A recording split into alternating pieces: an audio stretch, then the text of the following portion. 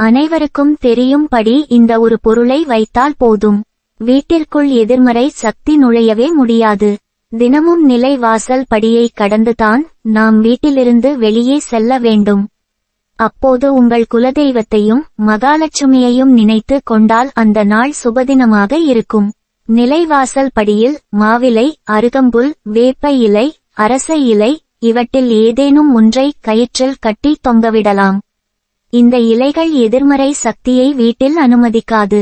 நிலைவாசல் கதவை திறந்தவுடன் கண்ணாடியை வைக்கலாம்.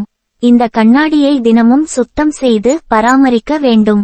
வீட்டில் இருப்பவர்கள் இந்த கண்ணாடியை அழகு பார்க்க பயன்படுத்த கூடாது. அதாவது இந்த நிலை கண்ணாடியை முகம் பார்க்கவோ தலை சீவோ பயன்படுத்த கூடாது. வீட்டிற்குள் வரும் எதிர்மறை சக்தியை ஈர்த்து அப்படியே வெளியே அனுப்பும் சக்தி இந்த கண்ணாடிக்கு உள்ளது. நிலைவாசல் கதவை திறந்தவுடன் வீட்டிற்கு எதிரே உள்ள சுவற்றில் இந்த கண்ணாடியை மாட்ட வேண்டும்.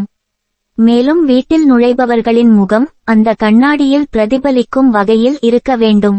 இந்த கண்ணாடி வீட்டிற்குள் நேர்மறை சக்தியை கொடுத்து கொண்டே இருக்கும். இதனால் வீட்டிற்குள் சந்தோஷமும் மகிழ்ச்சியும் நிலைத்திருக்கும்.